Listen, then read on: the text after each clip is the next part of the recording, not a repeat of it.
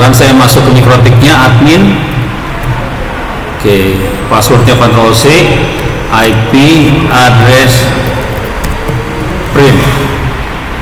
Oke, saya IP-nya 192.168.122.193. Kalau masih ingat tadi servernya harusnya IP-nya 192.168.204. Coba saya ping ya, ping 192.168.122.204. Ini servernya respons. Saya ping dia bereaksi. Oke. Nah, sekarang kita lihat di Kali Linux ini. Oh, bukan. Ini dia Kali Linux. Saya coba lihat Kali, masuk Kali juga. Jadi kalau kita lihat jaringannya, Kali adanya di belakang mikrotik. Jadi dia IP-nya bukan 192.168.122, Kali IP-nya 192.168.100. 100 berapa nggak tahu, kita coba lihat sekarang. Ini yang tadi, ini tadi waktu kita belajar SQL injection, biar kelihatan aja ya. Oke, coba ini saya ulang lagi nih ya.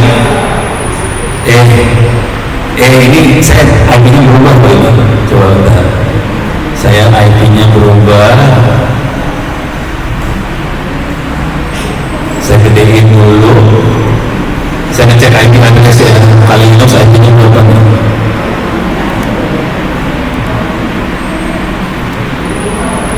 Saya gedein biar enak lihatnya. Gedein. Oke. Inconfig. Saya IP-nya kalau kita lihat 192.168.100.254. Oke. Kalau kita lihat servernya, salah, di servernya inconfig, IP-nya 192.168.122.204. Beda nih. Ini beda ya. Coba kita ping 192.168.122.204. Bisa respons di ping. Oke, coba kita ngelihat.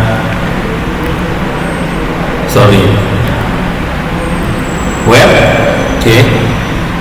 Kita reload.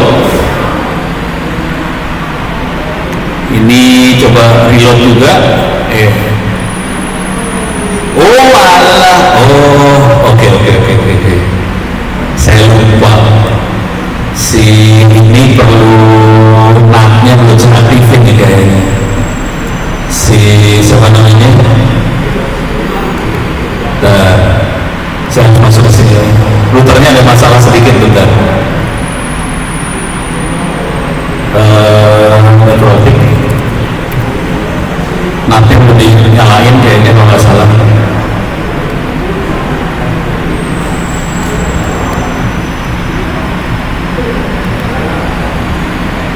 Coba saya masuk ke mikrotik saya ya.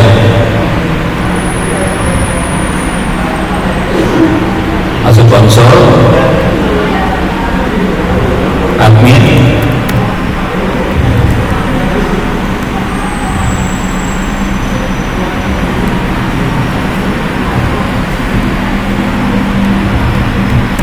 ini firewall,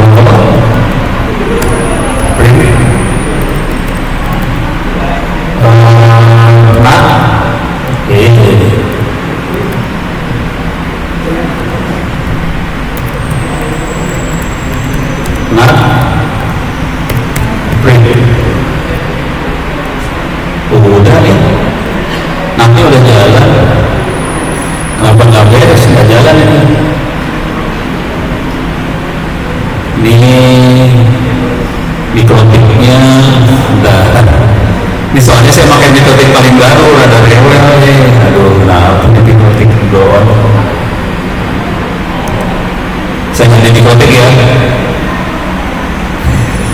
Ini contoh kalau perjuangan mainan jaringan gini, harus nanya ahlinya, ada Pak Ibu di depan saya nih. No, ini pakai mikrotik 7, kenalan iya. NAT-nya ya nggak beres, NAT-nya beda sama mikrotik 6 ya. Beda ya? Oh anjir, kurang ajar ya. Bentar ya, saya ganti mikrotik ya. Saya ganti mikrotik. Bentar. Tapi enggak, ini kira-kira jadi gini ceritanya. Ini saya lagi pakai mikrotik 7. Mikrotik 7 tapi bedanya berapa sih? Hah? Bagian lotiknya beda ya? Oh, pantesan nggak jalan nih. Saya biasa mikrotik 6, pakai mikrotik 7 pusing. Jadi ini ada masalah karena tadi saya coba mikrotik yang paling baru. Tapi kalau saya pakai mikrotik yang lama, mikrotik 6, kemungkinan bisa jalan. Jadi ini tadi masalahnya routing ini nggak beres ya. Mau dibikin beres atau enggak? Nggak bener ya. Lanjut aja dulu ya. Oke. Nah, ini pindahin dulu. Layar ada ke arah sini. Siap. Oke. Hah? Kan ada dua juga. Tapi muka lu langsung. Jadi itu tadi kira-kira konfigurasi seperti itu. Kalau konfigurasi router saya nggak beres, saya nggak bisa nyambung. Kalau konfigurasi routernya beres, saya bisa nyambung. Kira-kira gitu. Tapi pinknya jalan, yang lainnya nggak jalan, pusing. Oke. Ada pertanyaan yang lain lagi? Tadi apa ya pertanyaan yang lain? Pertanyaan lain apa tadi? Oh ini internet banking ya. Ini mau dijelasin beneran ini? Tadi bentuknya lebih bercerita ya. Untuk cerita, saya akan kasih yang tool-toolnya yang ada di Linux. Ceritanya gini, internet banking, tapi makanya bahaya banget.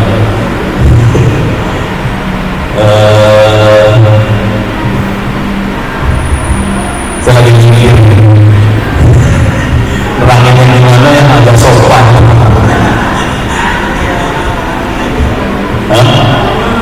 Oke, saya tanya dulu. Kalau tadi kita bisa nyadar, tangan bisa kita sadar. Kalau HTTP bisa disadar, HTTP bisa ya. HTTPS bisa disadar. HTTPS nggak bisa. Yang benar dosisnya bilang terbantu. Jadi HTTPS bisa disadar. Rata-rata internet banking sama mobile internet, terutama internet banking dulu. Internet banking sama internet yang lain, apakah kita itu masuk Gmail, masuk Google, masuk Yahoo, masuk ke Facebook, semuanya pakai HTTPS. Biasanya gini kan ya, kalau tolong lihat di webnya aja pasti HTTPS itu tidak masuknya. Teorinya nggak bisa disadar, teorinya nggak bisa disadar. Tapi kalau kita jago, kita bisa sadar HTTPS. Kenapa nggak bisa disadar? Soalnya kalau kita pakai S tadi, HTTPS, S itu secure, HTTPS secure, semua komunikasinya dienkripsi dan kita nggak bisa lihat apa yang kirim. Itu ya. Ini ceritanya seperti itu.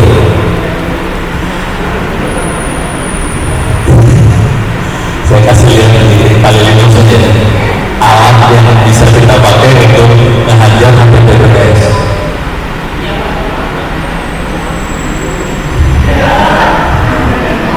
Bagian itu ya nyoba asli terangin pingsan. Sebagai saya ada mau terangin gimana pada pingsan. Saya bentuknya setengah cerita, jadi nggak demo-demo banget. Soalnya kalau demo banget kayak gitu tuh banyak yang dikerjainnya benar-benar parah. Oke. Teknologinya saya kasih lihat dulu, tekniknya.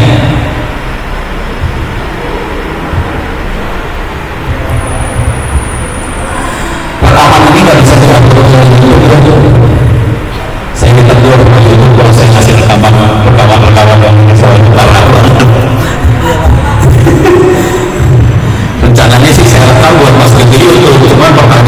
begini ya nggak bisa lah.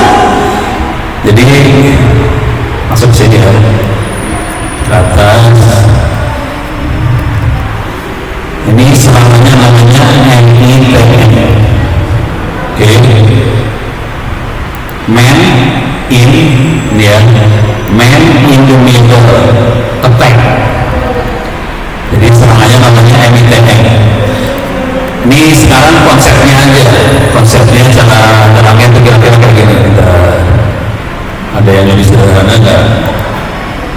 Ini dia, ini konsep cara terangnya. Oke, jadi kita user orang internetan lewat router firewall, router lah ke internet. Yang normal kayak gini jalurnya. Orang masuk ke internet lewat router. Terus ada hacker di sini, ada hacker. Yang dilakukan sama hacker adalah komputernya akan ngasih tahu ke orang ini, sama ke firewallnya. Hacker akan bilang ke orang ini, saya adalah router. Hacker akan bilang ke firewallnya, saya adalah user yang ini. Jadi dia nipu dua-duanya. Si user ditipu, routernya ditipu. Akibatnya apa yang terjadi? Semua komunikasi dari user ke internet harusnya dari user masuk ke router, masuk ke internet. Ini jadinya user masuk ke hacker, masuk ke internet, gitu ya. Internet masuk ke router, masuk hacker, masuk ke user. Jadi selalu ini diputusin sama dia. Caranya kayak gitu. Padahal komunikasi dari user itu HTTPS. HTTPS biasanya HTTPS tidak di proxy sama si router. Biasanya router bisa jadi, kalau HTTP router bisa jadi perantara. Kalau ini enggak. Oh, itu nyala. Oke. Jadi ini tidak di proxy, jadi perantara. Ini masuk ke sini, kemudian si hackernya jadi proxy-nya. Oke. Sekarang saya kasih lihat dulu perintah benerannya kayak gimana kira-kira. Baik dulu. Ini dia. Ini teknik tipunya.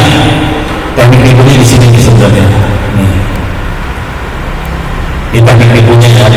Ini dia ngasih tahu ke sini bahwa saya adalah yang ini router, ini user 91 adalah user, ini saya adalah routernya. Dia ngasih tahu ke router, saya adalah user. Jadi dia nipu, dua-duanya ditipuin, kira-kira gitu. Akibat penipuan ini kalau kita melihat di sini, nah ini mudah-mudahan nggak bingung ya. Saya berusaha mengurangi kebingungan Anda. Di dalam komputer itu ada banyak tabel. Salah satu tabelnya adalah ARP. Ini tabel, dia punya tabel. Tabelnya kira-kira gini, IP address ini komputernya yang mana. Jadi pada dasarnya teknik tipunya adalah nipu tabel. Tabelnya ditipu, gitu ya. Setelah tabel ditipu, ini kalau Anda mau kerjain ini bisa, tapi kan mudah-mudahan Pak Roy nggak ngomongnya. Ini biasanya dipakai di kampus, ada Netcad. Oke, download Netcad for Windows. Netcad cara kerjanya hampir seperti ini, hampir sama Netcad. Ini rekamannya balik dulu. Netcad cara kerjanya sama. Oke. Jadi Netcad itu cara kerjanya adalah ini. Semua komputer di kampus dikasih tahu bahwa saya ada komputer di internet. Sudahnya betul-betul ini namanya suatu.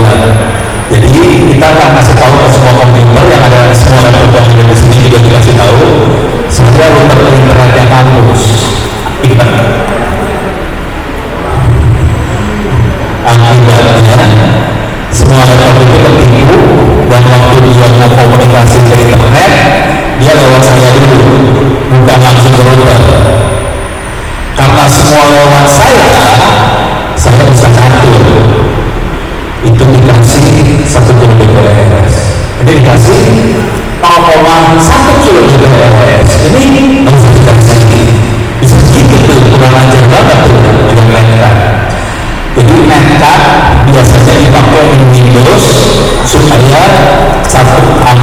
terus dibikin lemot, internetnya buat kita doang, berteknik NK kayak gitu, tapi semuanya ditipu. Saya adalah internetnya, jadi kita nipu saya internet. Dan di mikrofon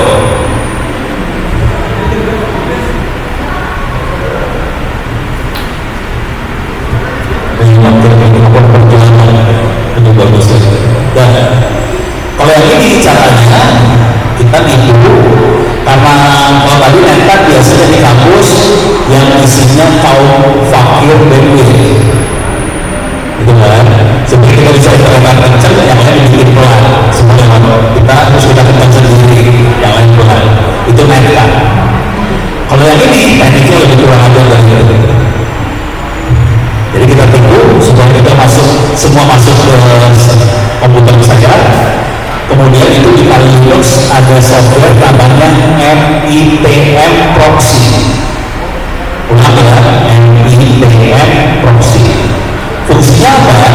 Semua komunikasi HTTPS lewat komputer saya juga, saya bisa melihat passwordnya orang, saya bisa membuat password orang segala macam. Saya bisa lihat apa yang dikomunikasi dengan. Jadi kalimat yang tadi bahwa kalau kita pakai HTTPS aman, kalau kita pakai MITM Proxy, HTTPS bisa dilakukan. Ini parah. Nah, ini cerita kebenarannya. Ini benar-benar tidak ada. Saya lagi ngomong semua, di sebelah saya teman hacker beneran. Terus dia pasang software kami, dipasang jalanin, udah gitu semua komunikasi yang handphone, laptop yang ada di jaringan situ lewat ke komputer teman saya yang hacker itu, baru ke internet. Tapi dia nggak kayak nekat. Kalau nekat kan dia ngatur bandwidth, jadi dikasih 10 kbps, 1 kbps gitu. Ini enggak, semuanya lewat. Terus teman ini nyolong, saya coba ini kayaknya ada yang masuk ke internet banking, disuruh lewat dulu, masuk internet banking kan pakai token ya, pakai token buat passwordnya, masuk terus search, masuk ke halaman pertama internet banking dan dikirim ke sebelah sana. Persis semua gambar-gambarnya dikirim, sangat nyangka dari internet banking yang sana kan, padahal udah lewat komputer dia dulu. Jadi pertanyaannya, sana tahu nggak bahwa lewat komputer yang hacker? Nggak tahu, karena semua gambar sama persis. Cuma ditambahin kata-kata sama dia, satu kata-kata doang, kami sedang melakukan maintenance account, mohon masukin password Anda. Terus ya, kan semua gambarnya terkirim, semua kata-kata yang lain terkirim, ditambahin kata-kata itu. Sangat percaya dong, kirain memang lagi internet bankingnya maintenance account. Ini di depan rumah langsung aja, memang lihat langsung. Cuman si internet bankingnya merasa yang masuk bukan user sana, yang masuk ini temennya orang tadi yang masuk, tapi yang masuk kan temennya orang sebetulnya kan, IP-nya dirubah pakai IP teman orang tadi udah. Jadi internet banking tahunya yang masuk ini komputer ini, si user yang kayaknya masuk internet banking langsung karena dia pasang MITM Proxy tadi udah. Jadi internet bankingnya, nah karena si internet banking tahunya bahwa komputernya ini yang masuk, teman saya terus lihat-lihat, oh dia punya duit 3 juta nih, oke. Jadi punya duit 3 juta dan saya punya password dan user. Password ya, udah. Di internet bankingnya emang ada maintenance account? Ada. Di sana ada maintenance account. Itu kan dia ngarang. Teman saya yang hacker ngarang bahwa ada maintenance account. Dapetin password nih. Di sana ada maintenance account. Ini punya password. Yang dikerjain sama teman saya apa coba? Saya punya password, saya bisa akses. itu transfer duit, pindahin duitnya dari situ. Tadi kayak di berapa? 3 juta, ya transfer 2,9 kan. Kejadian di depan itu saya 10 saya pun gitu. Cuma buat transfer duit kalau kita pernah coba dengan banking, bukannya mobile yang ada, bukan mobile banking yang ada banking, buat transfer duit itu 2 kali masukin token. Yang token yang kedua, cara ngomong gini, mohon ulangi password Anda, karena tadi kan maintenance server, mohon ulangi password Anda, benar dikasih password ulang, udah kita transfer, benar kan? Udah mau masih dari sekarang udah parah deh. Kadang-kadang teman-teman mereka tuh kadang-kadang nomor 4 berapa? Mau kita transfer duit itu saya kan banget di sini. Tahu nggak kejadiannya gimana seperti gitu? Cuma yang ini dulu tanda-tandanya gampang. Jadi tanda-tandanya gini, kalau ada orang yang melakukan serangan man in the middle attack, tanda-tandanya gampang. Keluarnya kayak gini di layar.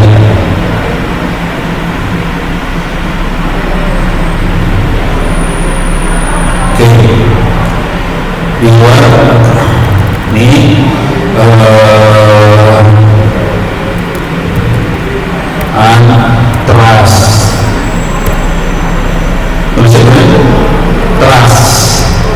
trusted website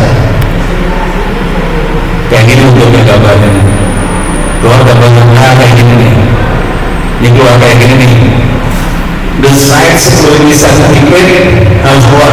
Jadi kalau ada gambar kayak gini nih serius yang kira-kira kalimatnya gitu. Jadi sertifikat security situs itu tidak bisa dipercaya. Nah kemarin dia ngetes, jadi udah kayak gini dia ngetes ke customer service banknya. Jadi kita kerjain ini buat pen test sebenarnya, pen test. Ya tes ke customer service banknya ini tes. Bang, ini saya lagi main banking, keluar kata-kata ini di sertifikat is untrusted gitu ya. Terus saya harus ngapain? Kata si banknya ini, kata si customer service ini, Pak, itu bikin next aja. Udah bagus tuh. Jadi kesalahan fatalnya adalah kalau sampai keluar kayak gini jangan macam-macam. Tapi kondisinya kita lagi serang. Jadi ada hacker di tengah yang jadi perantaranya kita, karena situsnya kan kita jadi bukan masuk internet banking yang benernya. Cuma rata-rata orang next karena orang gitu ya, next tembus kayaknya jalan padahal tidak serang gitu. Terus ya, nah ini internet banking. Kejadian yang lain di paham banget, kejadiannya luar banget sih sebenarnya. Ya kesalahan fatalnya ada yang konfigurasi jaringan. Kejadian berikutnya adalah salah satu bank. Ini saya banyak nggak nyebut di banknya yang nggak enak soalnya, tapi banknya enak kira-kira. Tapi ini kejadiannya udah lama sih, 15 tahun yang lalu. Jadi kejadiannya adalah mereka lagi instalasi jaringan buat bank. Orang-orang kontraktor yang instalasi jaringan bank tadi, yang penting masangin router, jaringan nyambung ke internet. Yang jadi masalah, coba berarti tadi waktu saya nyalain mikrotik, kan ditanya new password. Saya new passwordnya pakai OC ya, supaya saya bisa masuk langsung. Saya mau mikir karena saya demo.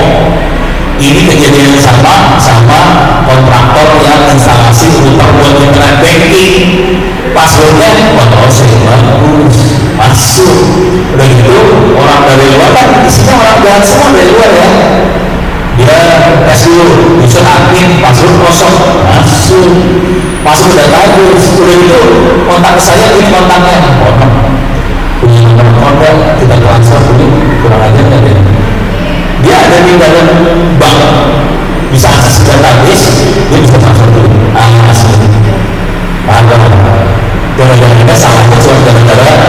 si user, si kontraktor nggak bisa masuk jebol. Jadi jebolnya kayak gini. Terus ya, oke, ada pertanyaan lagi? Oh, saya kasih cerita, kasih cerita yang ancol lagi ya. Udah tahu kemarin ada bank yang di bintang-bintang itu di titik-titik jebol. Kenapa? Ada tahu nggak jebolnya itu?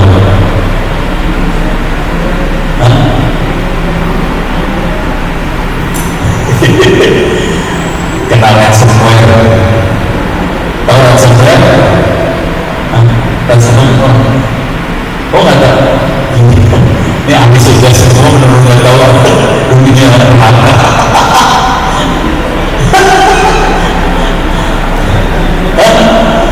Nggak tahu ransomware kok benar-benar muridnya Pak Roy orang baik-baik semua.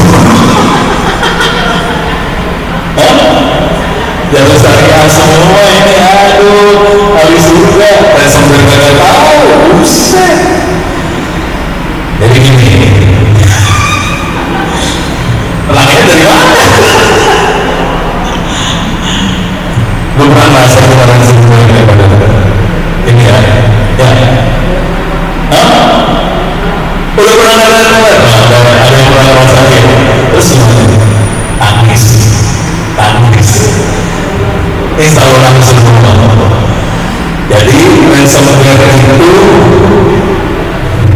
virus yang dienkripsi. Jadi segala sesuatu yang dienkripsi kita tuh tidak bisa deteksi. Jadi antivirus nggak tahu virus itu karena virusnya dienkripsi. Kalau sampai masuk ransomware, antivirusnya tidak bisa deteksi virus lagi. Dan virus ini nyebelin banget. Virus ini nyebelin banget karena dia tidak bisa dideteksi, dia bisa masuk. Kemudian kalau dia bisa masuk, semua file komputernya kita di-encrypt. Terus ya, supaya filenya bisa dibuka, dia akan kasih message ya, kasih message bayar berapa? Bayar duit mahal, kirim pakai Bitcoin atau apa ya ke atau ke dompet messenger, pakainya Bitcoin bukan rupiah.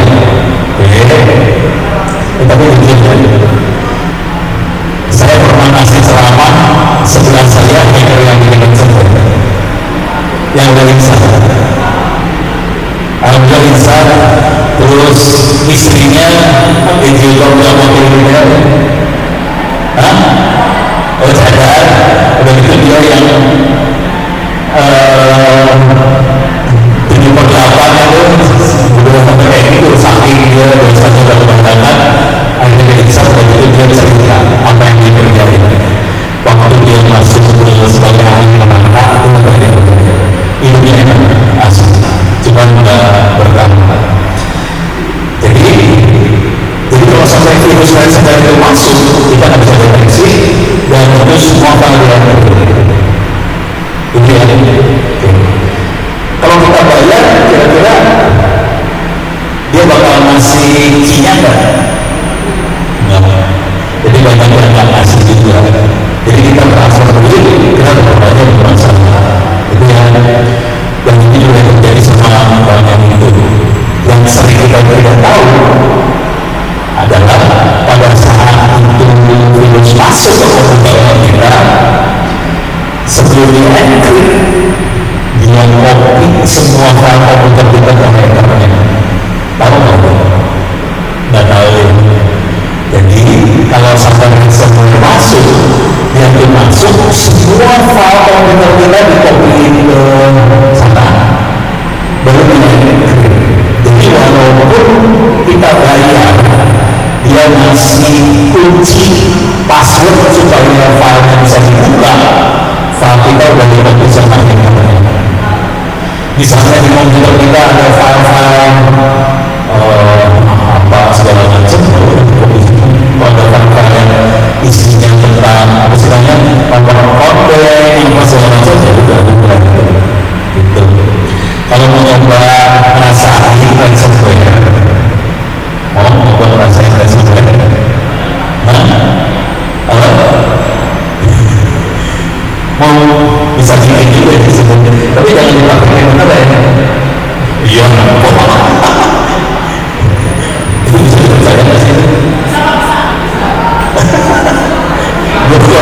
bagus itu.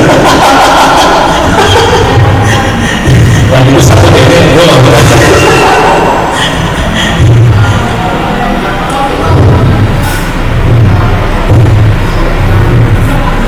Ini buat anak-anak teman-teman dari Bandung yang bikin nih. Keren. Oke. Besok ya. Nih ya. Ini website namanya saya gedein. Namanya runsimulator.com. Oke. Ini runsimulator.com bisa bikin account, kemudian tapi pakai duit yang bikin anak-anak cyber army-nya Indonesia. Coba kalau dibaca-baca ini semua bahasa Inggris. Semua bahasa Inggris karena dia pakai internasional. Yang bikin orang Indonesia lokasinya ada di Bandung. Jadi anak-anak Indonesia semua yang bikin di Bandung. Yang bikin ransomware itu juga orang Indonesia juga. Jadi pakai itu kita bisa kirim ransomware ke komputer orang, kemudian bisa entry file, kemudian kita dikasih akses ke dashboard, ke kontrol webnya dia. Kita bisa tahu lokasi komputer yang kena ransomware ada di mana dia akan keluar ke tempat dunia, lokasinya di mana dia keluar. Jadi kita bisa lihat seperti itu. Jadi kontrol virus yang kita sebarin kita bisa lihat ke bagian mana. Keren ya, asli keren. Tapi yang mana sih sampai. Jadi ya. Jadi secara putus ini kalau kita katakan solusinya gimana supaya kita kena sebenarnya gampang. Kalaupun udah kena, sebetulnya bisa selamat kalau kita punya backup. Tadi kan terpaksa di format ya, data hilang. Tapi kalau kita punya backup, kita ada selamat. Cuma kebanyakan orang kira-kira ini backupnya sudah lalu. Jadi masih ada 30 hari yang nggak ada backup. Ya udah ada masalah. Jadi kira-kira kuncinya kalau udah kita kerja, kalau ada yang kenangan kalau ada buat atasi konsisten dan bisa memakai itu terus sampai memakai backup. Itu terus ya. Yang kedua, supaya ransomware nggak kena, jangan kepo apa-apa diklik. Jadi masuknya karena diklik sembarangan, yang masuk aja. Kira-kira gitu. Terus terutama yang apa-apa jangan masuk situs yang nggak ada. Ya, soal pelajaran itu mau isinya psychology, oke, ada pertanyaan? Saya Paul.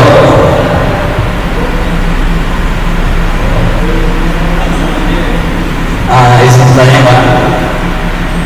Sumber virus ransomware itu dari mana aja? Kalau misalnya dari aplikasi-aplikasi atau software bajakan itu bisa dari situ nggak Pak?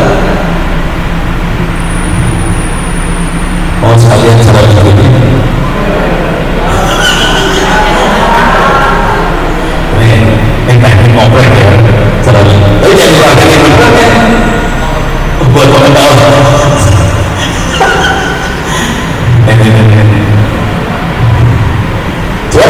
Yang itu lebih bagus, yang ini ada apa? Yang sangat bagus. Kurang mundur.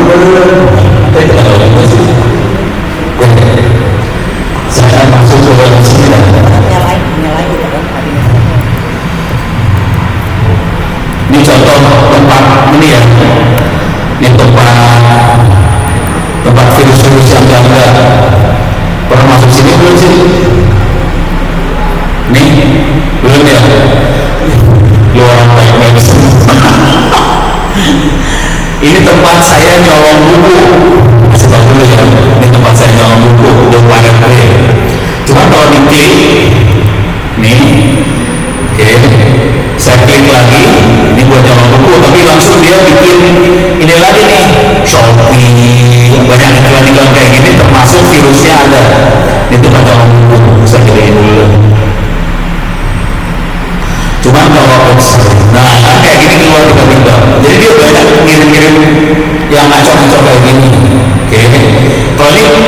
setengah baik lah maksudnya. Cuman kalau mau melihat yang jahatnya kira-kira gini nih. Jadi ini ada porn, nah klik aja mau film yang mana, udah terganggu juga sih. Gitu ya. Jadi kalau yang udah kayak gini-gini yang udah ahli neraka banget, itu virus ini keluarnya iklan, shopping segala macam. Tapi ini dari groundnya itu, ya parah banget dah. Jadi ini tuh touch my wife tuh karena hancur kan, hancur. Jadi kira-kira itu kalau mau tahu resumenya dari mana kayak gini. Jadi kalau kita sudah akhlaknya tidak baik, kena resumenya gampang. Beres ya. Sekarang pengen bikin resumenya sendiri, ini beres ya. Nggak usah diterangin juga, ntar cari sendiri, apalagi anak cowok. Sekarang cara nyari ransomware, softwarenya masuk ke sini nih, GitHub. Ini GitHub, oke. Saya klik GitHub. GitHub tuh bagus, baik, karena di sini tempat orang-orang tukang ngotak-atik, ngoprek, naruh source code.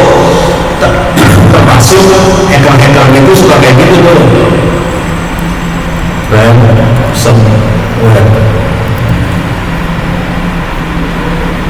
Udah dah, dapat dah. Ada sekitar 330 ransomware nih bisa diambil. Terus dari itu kita modifikasi jadi ransomware kita sendiri. Udah tuh. Mau lihat source code-nya, kita klik aja nih ya. Ini source code-nya. Ini 2017. Ini bulan Maret kemarin. Ini 2018. Nah ini 2020. Ini ada gabungan lah 2020 ya. Oke, ini encrypted data. Oke, ini coba lihat. Ini source code-nya. Ini ada source code tadi. Udah boleh ada source code. Dia oprek dari sini lah. Ya kan bahasa yang pakai Python ya. Oke. Kenapa? Cara ini.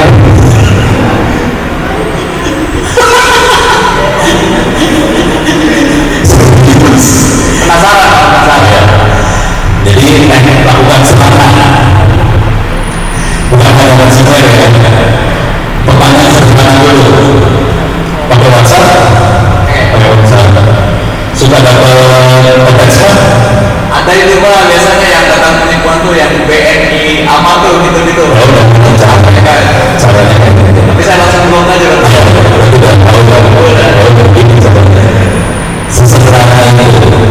Jadi pakai WhatsApp, kemudian kalau ada attachment, mau bikin semuanya itu biar hancur tuh handphone. Nilainya yang suka memo-memo ya, apa namanya, surat undangan pernikahan. Betul. APK itu. Iya. Waduh. Kalau ransomware lebih ke arah ini ya, lebih ke arah soalnya dia langsung di komputer buat handphone kan, jadi dia handphone biasa. Jadi gayanya kayak gitu semua sama. Udah selesai. Paham. Kan habis ini jangan lupa sebuah tombol itu keluarkan. Bukan hasilnya. Oke. Ada yang lain. Ini ahli ini mengatakan oleh ada pertanyaan. Ada.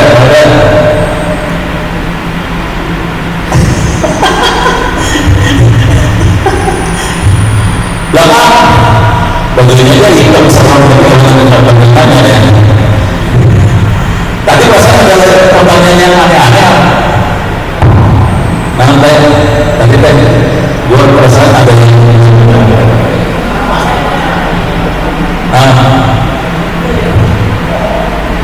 iya tadi ada yang ngaco-ngaco juga kan, pertanyaannya ngaco tadi itu udah betul semua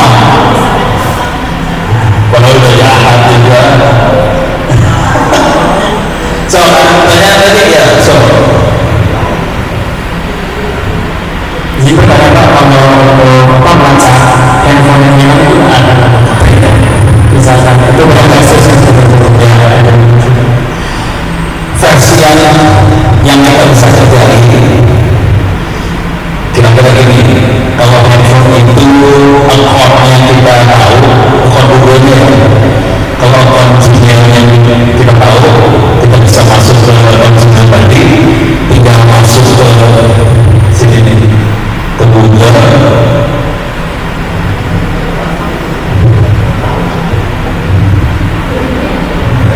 Tapi itu kalau account-nya tahu ya. Ini Google.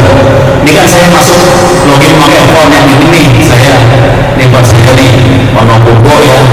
Kalau handphonenya saya tahu username passwordnya account Google-nya, tinggal tulis saja find my device atau my phone. Nih find my device. Nah langsung dia kasih tahu handphonenya di mana. Ini lagi dicari, handphone ini ada di Banten. Lagi nyari di lokasinya di mana musim dia. Soalnya ini dua bulan lagi datang sama Google kan bisa. Yang ini aja dengan Xiaomi. Oh ini lagi mati Xiaomi nya. Yang ini aja kayaknya mati juga. Yang ini aja ini punya istri. Nah, ada rumah sakit Islam. Bahaya ini. Soalnya adiknya istri lagi masuk rumah sakit. Jadi dia lagi kelihatan saya langsung tahu ada kemana-mana. Kelompoknya tadi lagi pada mati. Yang ini hidup. Jadi saya bisa melihat dia bagaimana. Kalau saya ada beda, saya bisa putar suara. Bunyi di sebelah sana ntar. Gitu. Itu find my device. Kalau kita tahu misalnya passwordnya. Nah, ini beres ya. Kalau Google-nya kita bisa nyari. Jadi pakai Google tulis find my device ketemu. Nah, yang jadi masalah adalah kalau kita nggak tahu misalnya passwordnya, gitu ya. Jadi misalnya handphone kita kecolok, handphone kecil ini, tapi kan kita tahu dong misalnya password kita apa.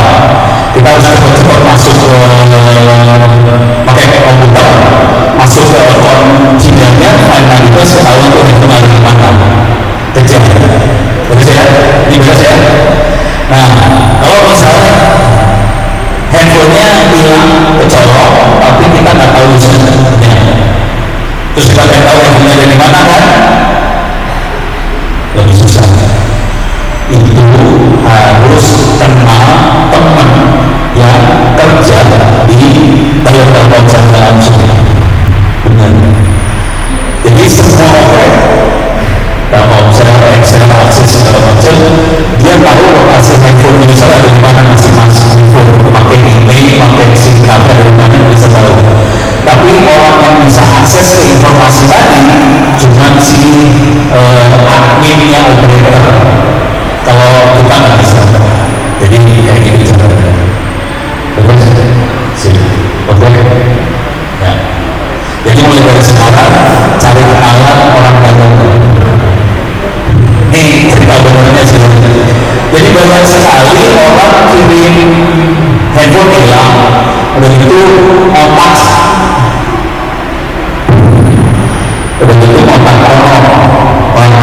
handphone saya hilang, bisa dicari tidak? Dan mungkin orang bisa kayak gitu. Tapi ngomong jujur, ya sedikit yang orang bilang di dalam sedikit cuma mereka atau masa yang tadi orang bilang masih sudah kayak nggak bisa dinyatakan tahu. Terus ya, jangan bersalah mas. Yang bisa lihat juga ini masih tahu belum ada yang semua. Selain operator yang bisa melihat handphone Anda juga itu biasanya aparat juga bisa masuk ke dalam core handphone operator, dia bisa melacak handphone kita. Aparat ya. Dan yang lebih parah, mereka bisa melihat SMS yang kita kirim, kita berikan SMS saja juga. Jadi aparat bisa melihat transaksi. Makanya saya harus pakai HP.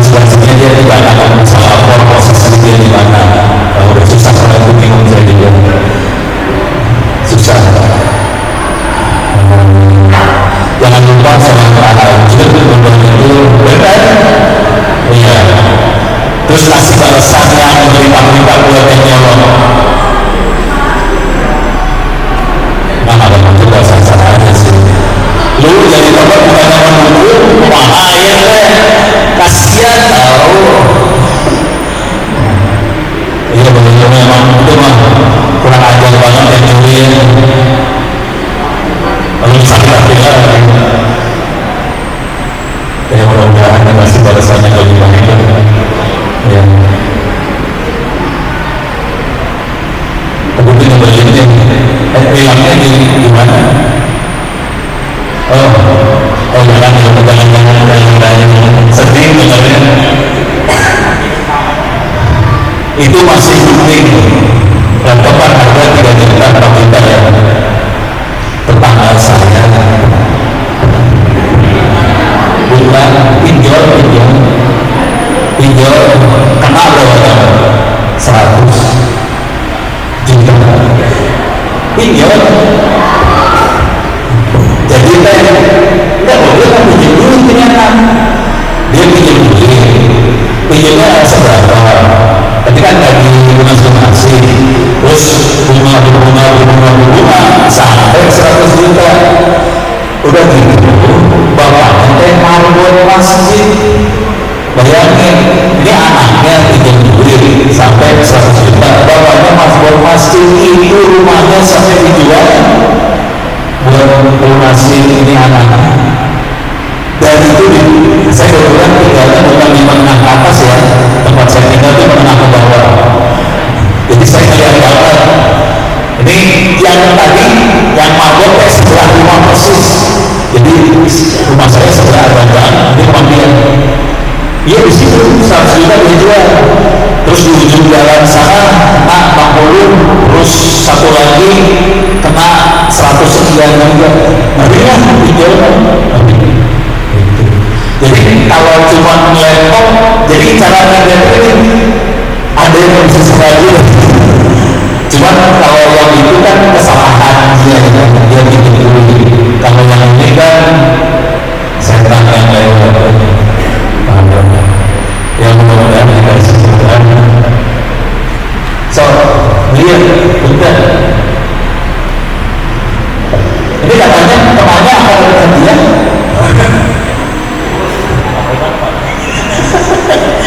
Ya Pak, assalamualaikum warahmatullahi wabarakatuh.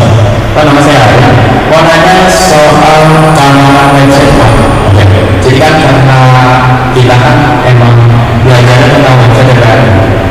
Yang kita tahu keamanan ada server udah cukup. Nah kalau untuk poin-poin supaya gimana aman banget, aman bisa dijebol, itu tuh kita harus paham juga di websitenya yang kita di poin-poin.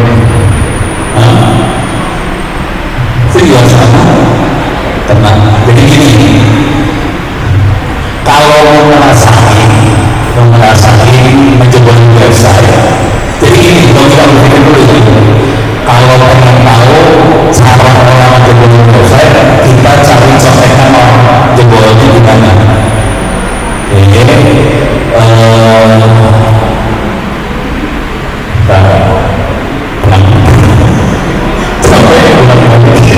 Selama ini aja ya. Kebetulan di internet itu ada web namanya full v pakai v yang juga pakai f, full f u v u l full n h u d full n h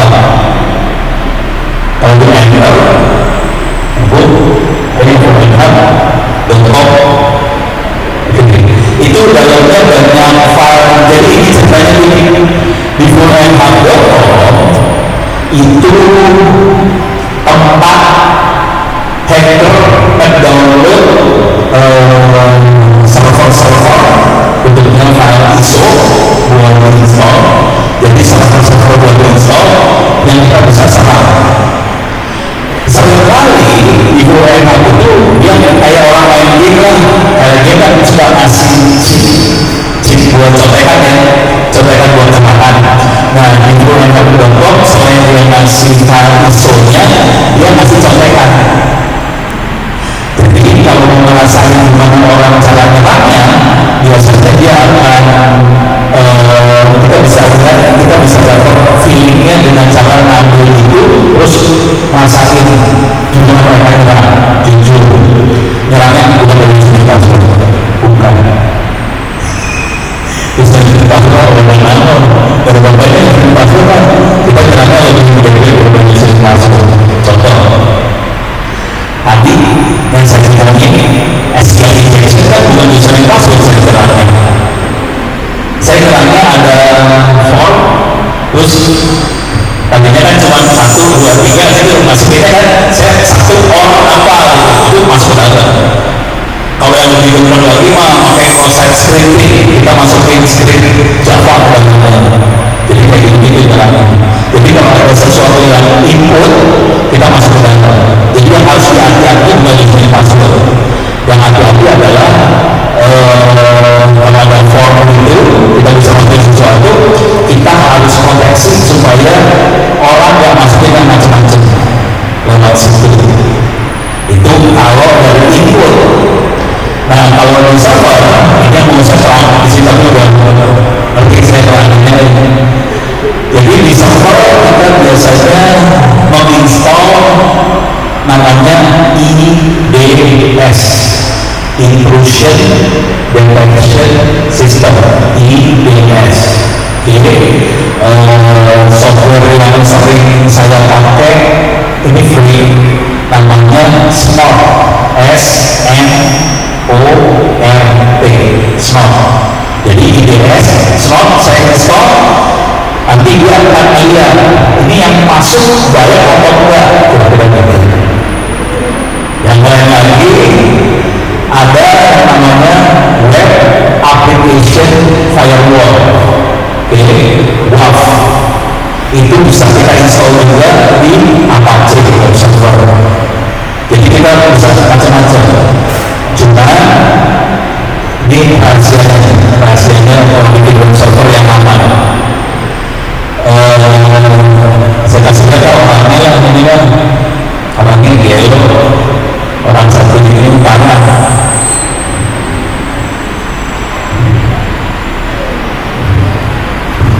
Ini orangnya.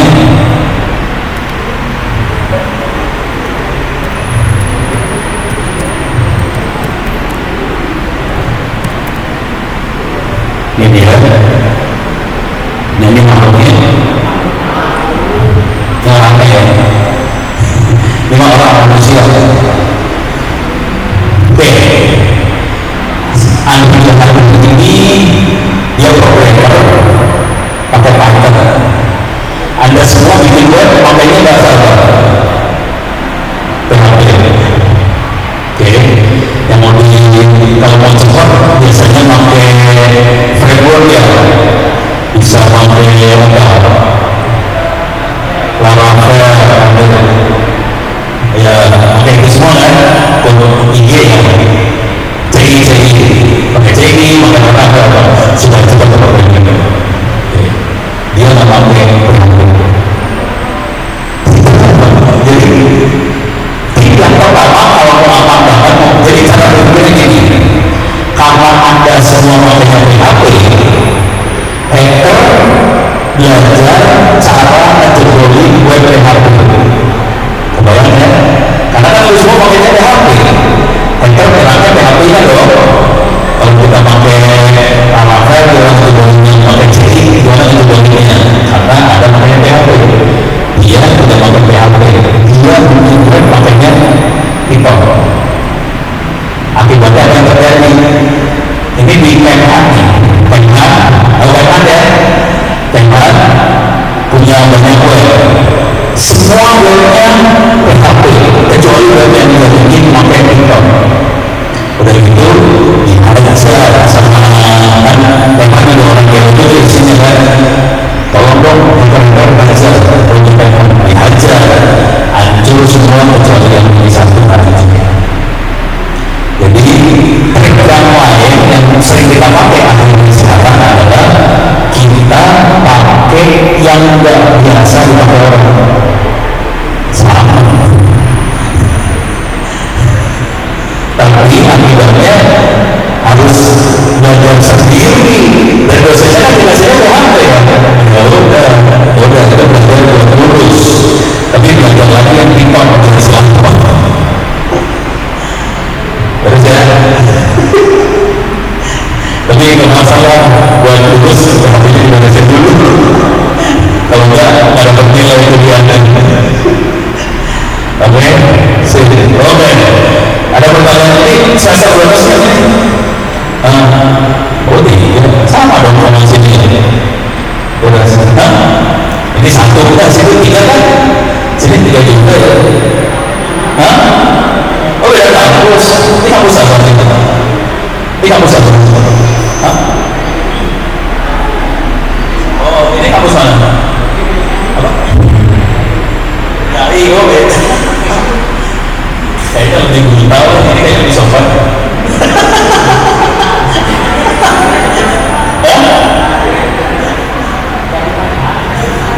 Oh ini jalur syariah.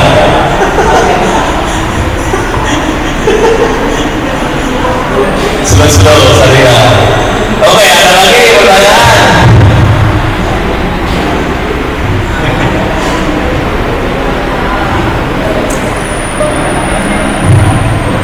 Jalur Ramadan. So, kumaha? Mungkin bertanya, silakan. Kalau situs web suatu itu sedikit apa? Situs web situs web from slot ya, biar gacor itu Pak. Biar gacor. Jadi kalau menang itu buat Bank Indonesia Pak. Ini maksudnya buat dapat duitnya atau menjual situsnya nih? Ini bukan dapat duitnya buat Bank Indonesia Pak. Ini bukan hasil aja ya. Bukan. Jadi waktu itu saya pernah berteman sama adminnya situs judi. Jadi pernah punya teman yang bekas, dia bekas, udah bisa. Yang biasanya berteman saya rata-rata udah bisa semua itu. Jadi bekas adminnya situs judi online. Ini ngomong surat dulu begini. Situs judi online kira-kira badannya kaya atau enggak? Kaya banget ya. Duitnya dari mana? Dari kita kan? Jadi waktu kita pengen judi, ya, kita store duit kan? Emang bos sudah dapat duit balik? Dapat kadang-kadang sedikit. Sebagian besar duit akan disimpan sama bandar doang. Maka memperkaya bandar. Makanya saya sedih melihat orang Indonesia pada judi online, padahal nggak akan dapat duit balik kan? Itu kayak kita yang vaksin sedekah buat bandar judi. Udah gitu kagak pada nyadar-nyadar. Pusing kepala saya kayaknya. Ini anak Indonesia pada rumah ayam deh, otak kita meninggal dua bagaimana?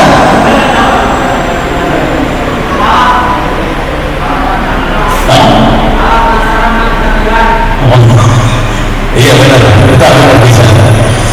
Udah, cuman jadi kondisi benerannya waktu mereka judi, langsung duit itu duitnya akan masuk ke bandar dan hanya sedikit duit yang balik ke kita. Sebagai duit akan ada di bandar. Ini kenyataan bandar duitnya itu banget.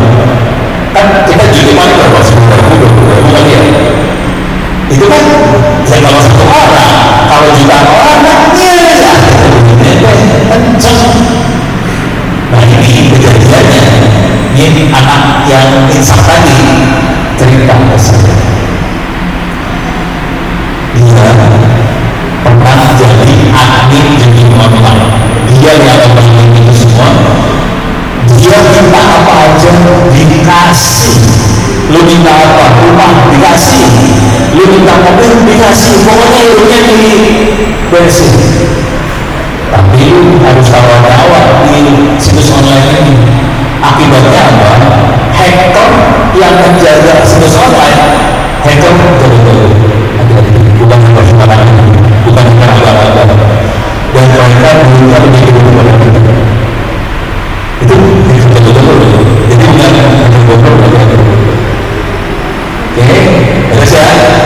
Terus kurang ajarnya tadi kalau waktu melihat saya kasih lihat, kan saya pakai Google tuh. Tulis slot GoID, slotnya emang ada di GoID? Enggak. Jadi teknik yang dipakai sama mereka gini, dia akan bikin virusnya dia masuk ke GoID, ACID, OID yang masih macam, virusnya diupload ke dalam webnya mereka, diupload, virusnya akan bikin halaman PHP slot. GoID tadi. Jadi slotnya bukan di GoID, slotnya lain. Go ID cuma kasih tahu silahkan transfer duit ke sini. Dia memang aman-aman aja. Kenapa bisa kayak gitu? Soalnya di Go ID si adminnya blokon, jebol. Karena sekolahnya nggak gede, yang jago bandarnya sama adminnya bandar ini ngomong dulu ya. Salah satu bandar yang pernah waktu saya masih juga pernah ngomong, mau nggak bikin program buat jadi online? Jadi saya pernah sih anjing banget separah itu. Jadi ya, jadi kondisi kayak gitu.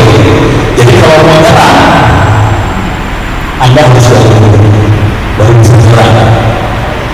Nah, sekarang Kominfo kan ini ya punya blokir situs porno kan, mereka juga blokir situs judi kan, orangnya ditamarin sama lu mau gua kasih gitu. Untung orangnya Sultan Mustaqim dulu cerita langsung, saya ditawarin juga parah separah itu kondisinya.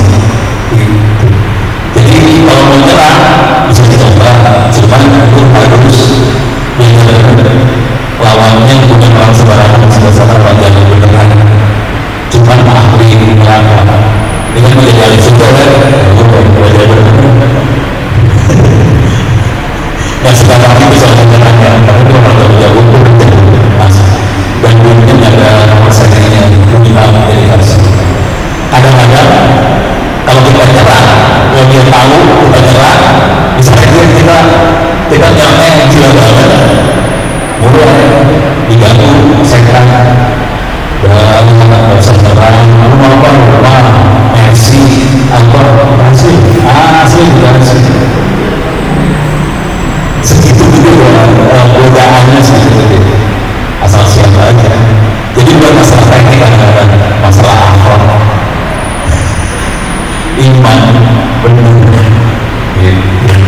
sehingga gak gampang, tapi bisa dilakukan saja.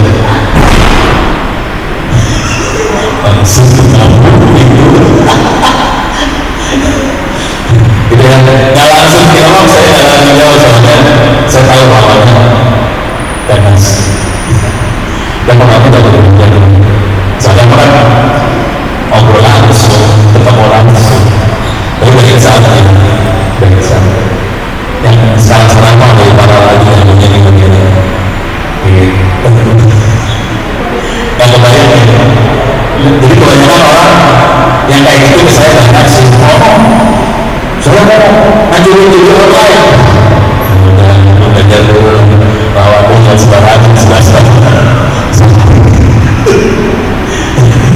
soalnya mereka begini ada batas sekian oke ya belajar aja dulu sama punya kamu banyak. Tapi yang lebih penting itu sih sebenarnya kalau orang Indonesia semuanya Sultan Mustaqim lurus, nggak pernah kerja judi, nggak ada bukan. Mereka kan hidup karena orang masuk duit buat judi. Kalau semua orang nggak mau judi, aman sebetulnya. Dia bisa hidup gara-gara orang yang berbobot kita suatu pribadi. Oke, pertanyaan? Ya, izin bertanya, kenapa nama saya izin bertanya kalau jadi tadi kan sempat dibahas mengenai tools hitam untuk mengecek HTTPS MITM ya. Jadi ketika contoh saya memiliki project yang ingin saya hosting di shared hosting yang mana itu terdapat fitur-fitur yang seperti admin database. Jadi project saya itu sudah terkondisi oleh database menggunakan JS itu. Nah, agar website saya ini yang sudah bersertifikat SSL dan itu aman, itu bagaimana Pak? Apakah kita seperti bahas dengan tools MTM itu bisa mengangkat HTTPS? Supaya kalau dari sisi MITM-nya ya, kita tanya dari MITM-nya supaya aman, kita harus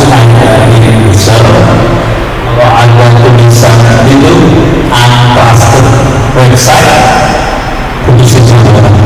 Udah solusinya itu doang. Itu Pak. Jadi bukan di sisi kita. Berarti bukan tanggung jawab dari kita nya Pak. Ya sebetulnya tanggung jawab dari kita. Tapi kalau misalnya maka misalnya kisahnya kayak gini, contoh kisah. Ini bukan hanya ya, ini kejadian beneran BCA.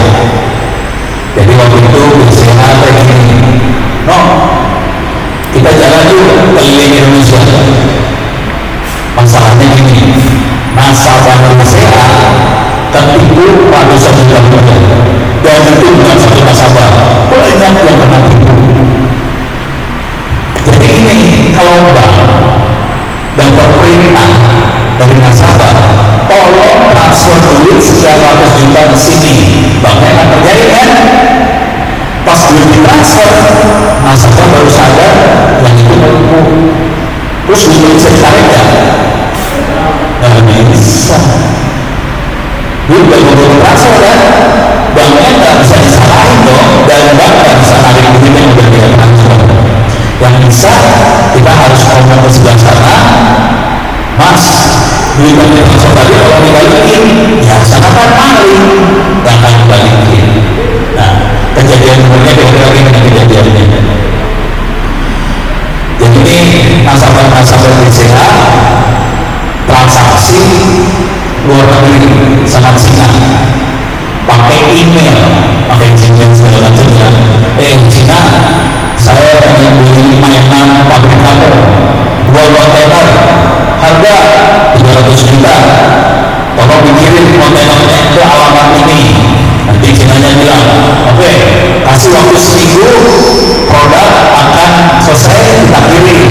Nanti Cinanya bilang, oke, 2 minggu lagi produk udah dikirim. Nanti Cinanya bilang, tolong ditransfer duitnya di sini. Nanti nasabahnya transfer dulu, gitu ya. Nah, dan itu nggak 1-2 nasabah, banyak nasabahnya kayak gitu. Selama ini aman, yang mereka tidak sadar. Tadi saya nyadar tuh tadi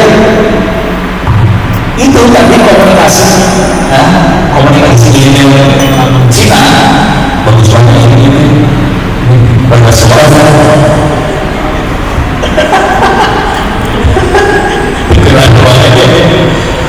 Jadi waktu komunikasi antara nasabah BCA sama Cina disadap sama hacker Cina. Jadi hackernya dia, oh lagi komunikasi nih, order pakai email, ya, begitu nggak 1-2 itu 1 orang aja berapa puluhan orang kan? Saya demoin, jadi pakai laptop saya demoin. Ini gini ya, caranya pakai orang kayak gini punya. Saya demoin beneran cara caranya, sama nyadap email diterangin nih. Saya bisa ngirim, kalau saya lagi demoin mana saya pura-pura jadi presiden dulu bisa. Begitu saya demoin, begitu isi emailnya, jadi kan hackernya lihat lagi komunikasi transaksi, begitu hackernya pura-pura jadi pabrik.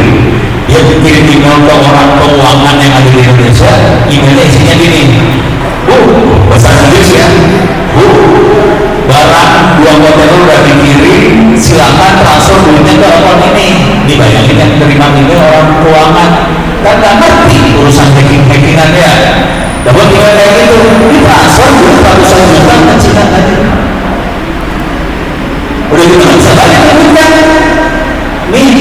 Ini ibu nangis-nangis urusannya, karena kan dia transfer, dia harus ganti ibu perusahaan, nangis urusannya. Jadi waktu saya demoin itu, saya demoin di depan, ini di depannya ada 200 orang, selesai demo turun, rumah langsung dia itu yang kejadian sama saya. Jadi yang masalah seringkali, jadi ini logika orang terang. Orang biasanya tidak akan menyerang ke bank, ke web yang pertahanannya bagus. Jadi kalau ada bank, web segala macam yang pertahanannya bagus, dia akan nyerangnya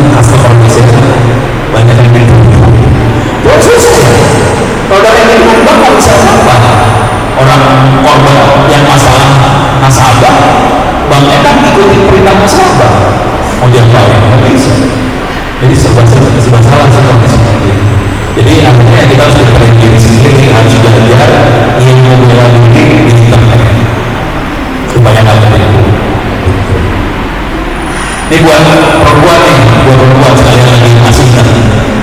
Buat kaum wanita,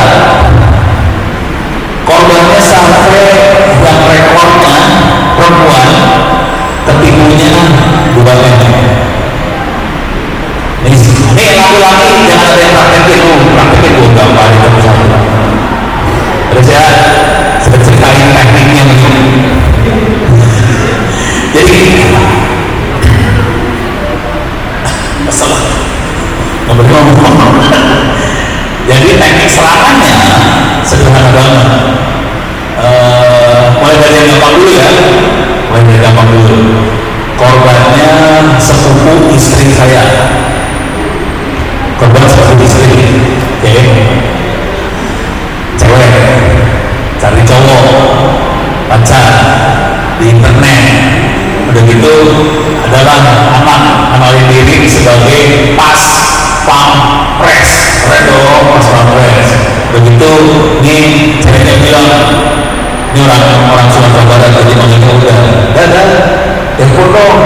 Begitu udahnya bilang, transfer itu buat pulsa, transfer duit, telepon. Terus transfer duit lagi, telepon gitu. Jadi dipolotin dari sisi pulsa itu masih normal. Begitu yang ini teman dari sepupu istri yang lain. Ada salah, baca salah. Istri sepupu yang lain dan saya ini yang benar. Wah, sensitif banget. Jadi istri saya punya sepupu yang lain nih. Dia punya teman cewek.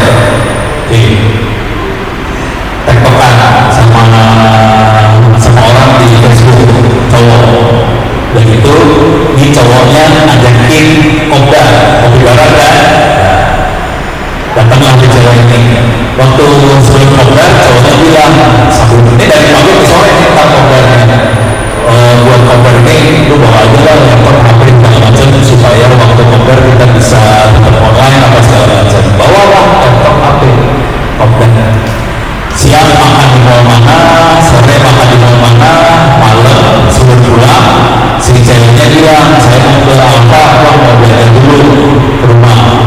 Ini naik motor kan, kelas mahasiswa dia naik motor dan parkir di Alfa ini, ceweknya masuk dia. Terus cowoknya bilang, udah lu masuk aja nih laptop, handphone, tak ada di motor saya jalan lagi. Dan saya masuk kan, pas keluar kira-kira motornya masih ada atau hilang? Hilang. Laptop, handphone, hilang. Ini yang telepon kedua ya. Telepon yang lain lagi, pakai email atau pakai WhatsApp pernah dikasih penawaran investasi belum? Investasi taruh dulu ke rumah ya. Ini yang pernah dapat penawaran itu, ini coba kita susah untuk cek gitu. Yang dapat penawaran investasi itu gurunya guru profesor di Institut Teknologi Bandung. Bayangin profesor Teknologi Bandung dapat penawaran investasi di Nigeria 200 juta. Percaya transfer duit 200 juta ke Nigeria. Balik ke duit. Pintar banget kan lo. Kejadiannya anak guru saya profesor itu teman saya si Nino ngomong sama saya, no, babi gue kenapa lo nih ketipu ini capek gak bisa banget deh soalnya orang di Nigeria terus gimana nangkapnya pakai polisi internasional itu guru saya profesor TB kita tipu 200 juta. Ini ibu-ibu di Klaten kena juga. Kalau itu langsung ke saya langsung. Ini buat kaum kita ya. Jangan yang Klaten dulu lah. Mahasiswi Binus, bukan aku sini ya. Binus, bukan orang Cilegon, orang Jakarta. Ini ketipunya luar banget sih. Ini ya. Mbak, kalau saya pinjam PP-nya boleh nggak? Nggak boleh. Pinjam KTP? Nggak mau. Pinjam KTP? Nggak punya KTP. Ya jadi kalau ada orang yang dikenal pinjam, nggak mau kan? Informasi yang ada di KTP banyak ya? Pasti berapa? 10 atau belasan sama satu foto satu tangan deh. Itu aja kita pinjam nggak mau. Ini mahasiswa Linux. Waktu itu masih mainnya Facebook, bukan IG di bawah. Ini punyanya Facebook. Ini mahasiswi suka upload. Oh, informasinya lengkap, nama, status, tanggal lahir, nomor telepon, ada semua. Pertanyaannya, teman kita di Facebook, teman kita di IG, kita kenal semua. Nah, terus kita posting segala macam kan? Informasi yang ada di Facebook sama IG sama KTP, banyakkan mana? Banyakkan KTP atau banyakkan Facebook? Di medsos banyak informasinya. Bayangin tadi KTP gua pinjam aja gak ada komunikasi, tapi di medsos kita obrol semua informasi. Padahal orang ada yang gak dikenal kan? Kejadian asli beneran. Ini mahasiswi Linux, dia posting informasinya di media sosial di Facebook. Udah gitu orang yang gak dikenal ambilin semua informasi tadi, dia dapetin nama, alamat, tanggal lahir segala macam sama fotonya. Bayangin mahasiswi Linux foto waktu dia jalan-jalan di pantai di Bali. Kostumnya nggak kayak gini ya, nggak kayak gitu kan? Mahasiswi Linux nggak kayak gini kan? Kostumnya kalau dipakai kan? Lebih menarik kan kostumnya? Di foto taruh di Facebook, dia ambil fotonya, terus orangnya bikin Facebook Live atau bikin blog, semua namanya dimasukin, tanggal lahir segala macam ada, fotonya ada. Pertanyaannya, orang tahu nggak bahwa yang upload ini bukan orang aslinya? Semua informasi sama persis ya? Oke. Ditambahin satu informasi doang. Taruh.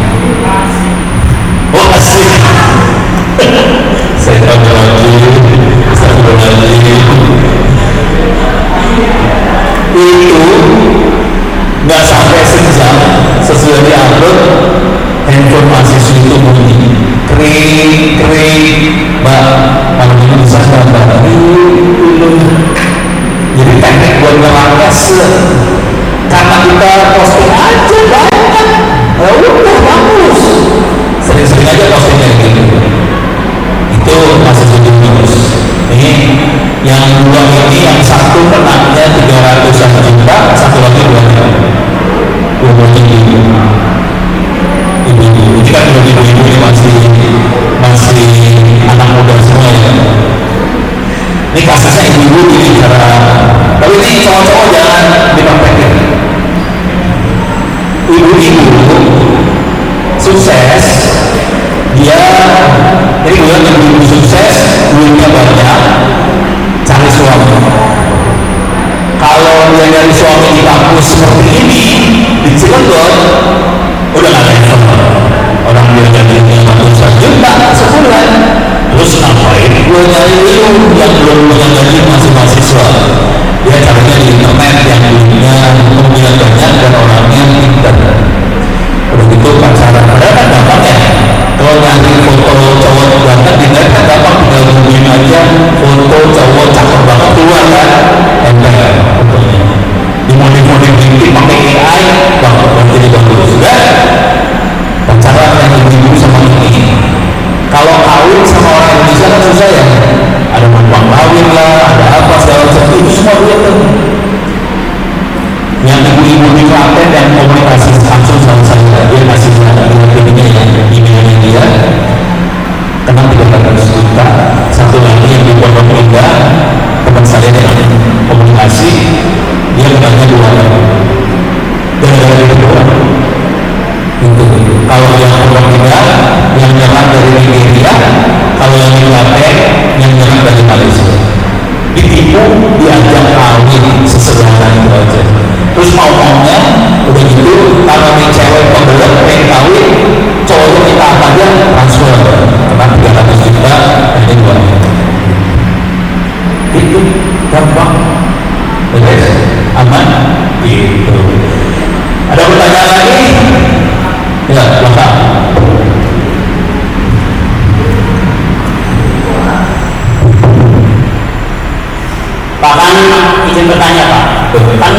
Indonesia itu mau bikin media digital ya Pak.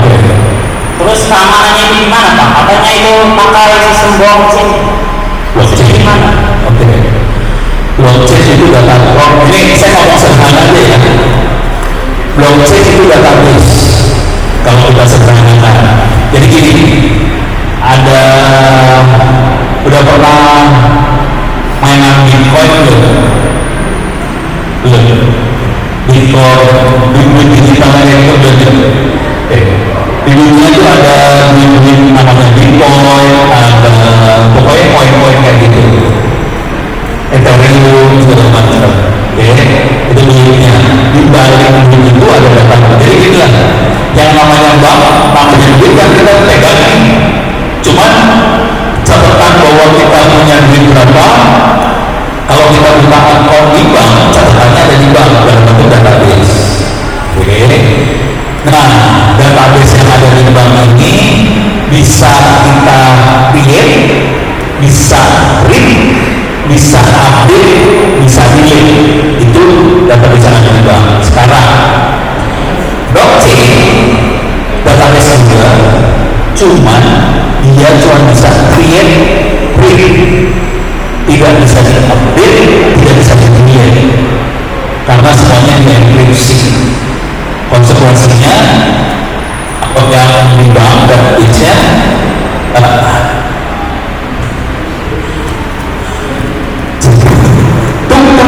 lagi mikrofonnya ganti,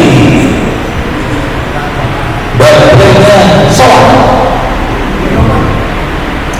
Jadi kalau yang pakai Bitcoin itu cuma bisa create sama read, tapi nggak bisa diupdate, nggak bisa di-delete. Makanya blockchain cuma bisa create, read, nggak bisa update, nggak bisa delete. Makanya blockchain jauh lebih aman daripada database normal. Kira-kira itu sebenarnya. Tapi di dalamnya itu enkripsi semua, kira-kira kayak gitu. Kita udah pernah, saya ada beberapa saja tentang itu di mencari, bisa cari di Google, masukin kata kuncinya Hyperledger or Wikibo gitu ya, nanti keluar papernya. Pas saya, jadi paper itu kita ngukur blockchain lawan, saya nggak pakai blockchain langsung, saya pakainya namanya Hyperledger. Hyperledger itu turunannya blockchain, yang bisa dipakai di corporate, bisa dipakai di bank segala macam. Saya ngobrol kecepatannya Hyperledger sama database. Ternyata Hyperledger sekitar 10.000 kali lebih cepat daripada database. Akibatnya apa? Kenapa kita sampai eksperimen seperti itu? Kenapa kita ngukur seperti itu? Soalnya waktu itu Dirjen Pajak Kementerian Keuangan DPU Indonesia ngobrol, saya pengen semua transaksi di Indonesia langsung potong pajak. Jadi orang nggak usah laporan pajak, transaksi potong pajak. Selama ini kan caranya rakyat Indonesia transaksi, tapi laporan pajak akhir tahun. Udah itu angkanya kan bisa nipu tuh. Makanya mereka nggak mau jadi pajak. Pokoknya semua transaksi langsung potong pajak. Banknya teriak langsung, Pak, database Bapak buat. Saya tes, pakai Hyperledger tadi, ternyata dia sudah lebih cepat daripada database Bapak. Jadi satu, dia aman, nggak bisa dirubah, dia lebih kencang daripada database Bapak sekarang ini. Itu ceritanya. Ini jawab nggak sih? Jawab ya? Oke, ada lagi pertanyaan? Yuk, coba. Mic-nya balik lagi.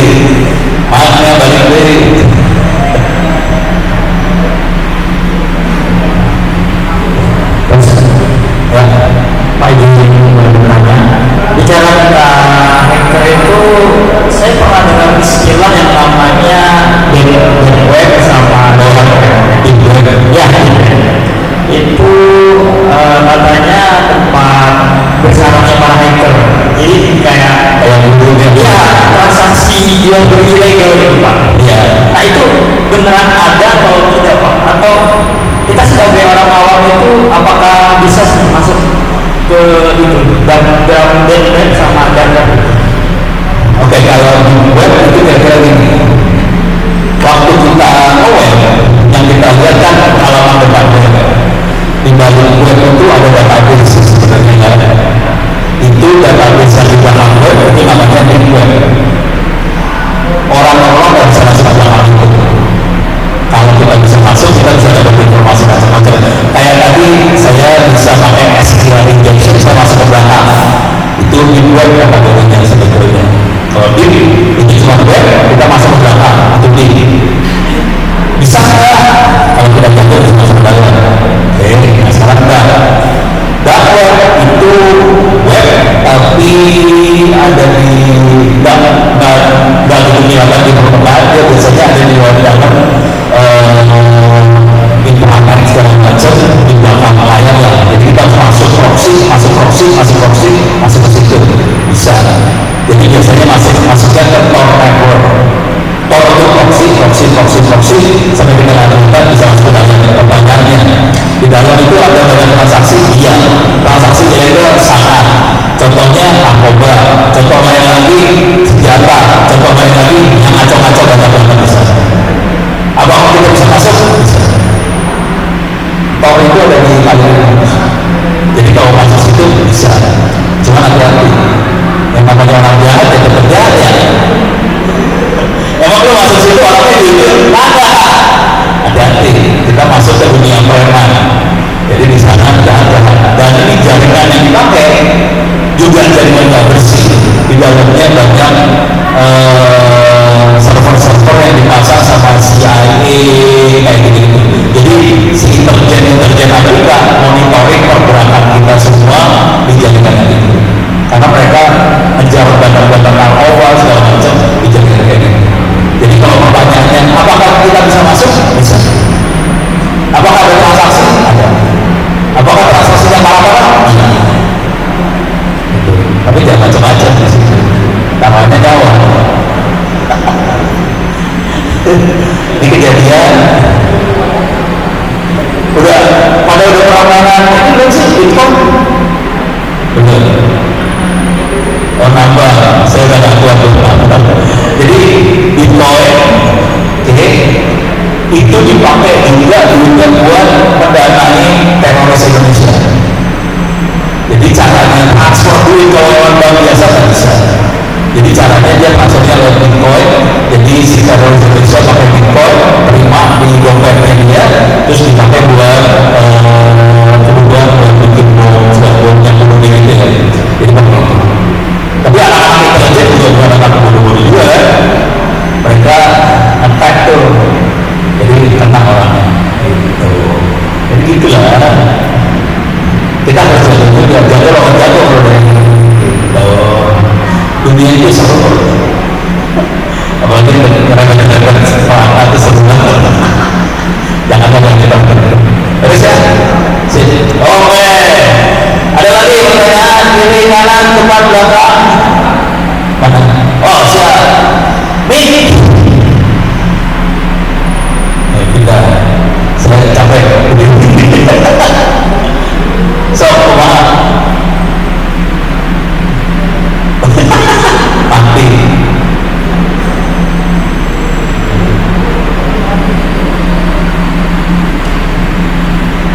Pakai ini aja.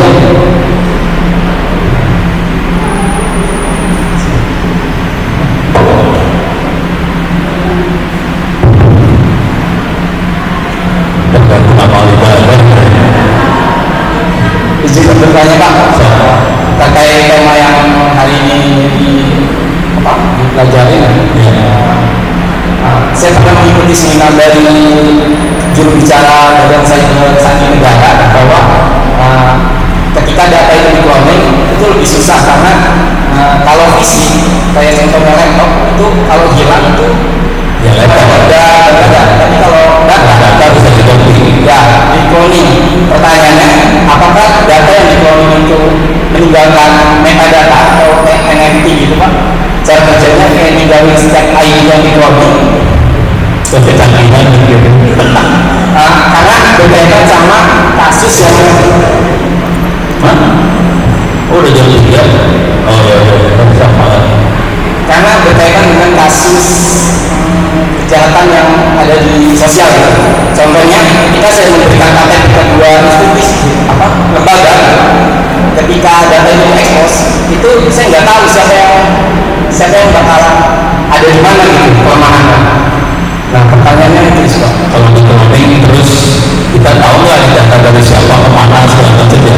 Dia pak ada informasi. Kayak kita file komputer kita copy, emang kita tahu nih file asalnya dari mana. Kecuali kalau di file doc ada metadata-nya ya, yang nulis komputer mana kelihatan. Tapi kalau udah di copy, yang copy siapa di metadata ada, yang ada cuma source. Yang bikin file doc ini siapa, tapi udah gitu sisanya nggak tahu. Jadi ya, ayo sebenarnya Pak, gini. Kalau kita, itu yang normal ya, file normal. Kalau kita mau ekstrim, kalau kita hati-hati banget, ada prosedur enkripto yang buat pada tangan digital segala macam.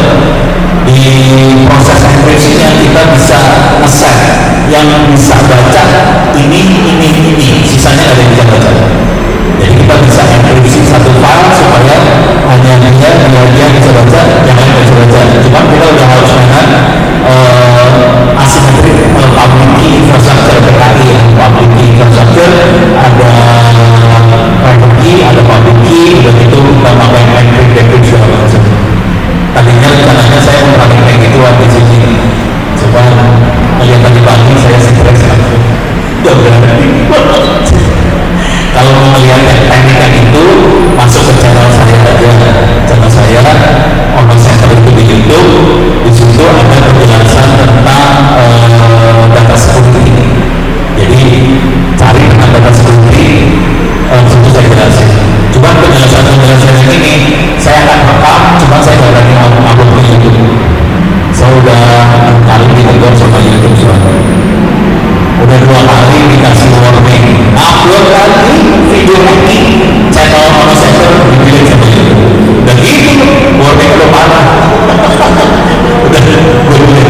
Ya, aja waktu habis. Saya kembalikan pada penghasilannya semuanya ya. Asik, semoga bisa bermanfaat. Email saya tahu ya, ono@ndo.id. Twitter saya saya sebutkan pada apa? Membawa acara. Oh itu, moderator, maka moderator. Terima kasih. Terima kasih banyak Pak.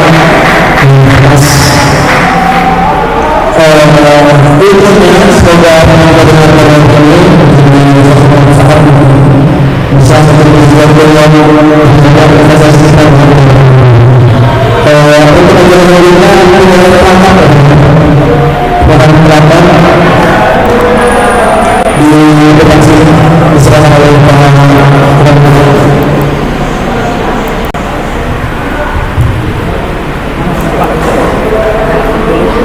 Oh siap.